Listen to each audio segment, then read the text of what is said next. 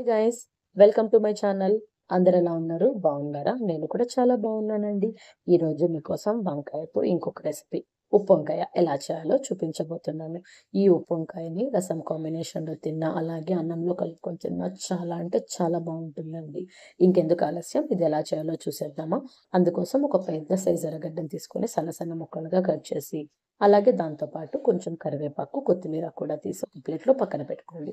ఇప్పుడు ఒక 4 వంకాయల్ని తీసుకొని ఇలా సన్న సన్న ముక్కలుగా కట్ చేసి ఉప్పు నీటిలో నానబెట్టేసి పక్కన పెట్టండి. జస్ట్ ఒక 5 మినిట్స్ ముందు కట్ చేసుకుని స్టవ్ ఆన్ చేసి బాండలు పెట్టి అందులో 4 స్పూన్స్ ఆయిల్ వేసి, ఆయిల్ వేడెక్కిన తర్వాత అందులో ఆవాలు, జీలకర్ర, అలాగే ఇంగువ కూడా వేసి ఆవాలంతా చిటపట్లాడిన తర్వాత మనం కట్ చేసుకున్నటువంటి ఎర్రగడ్డ, కరివేపాకు కూడా వేసి దాంట్లోనే మనం కట్ చేసుకున్న వంకాయ కూడా వేసేసి, వంకాయ పట్టడానికి సాల్ట్ వేసి మొత్తాన్ని ఒకసారి బాగా మిక్స్ చేసేసి వంకాయని ఫ్రై అవ్వనివ్వండి.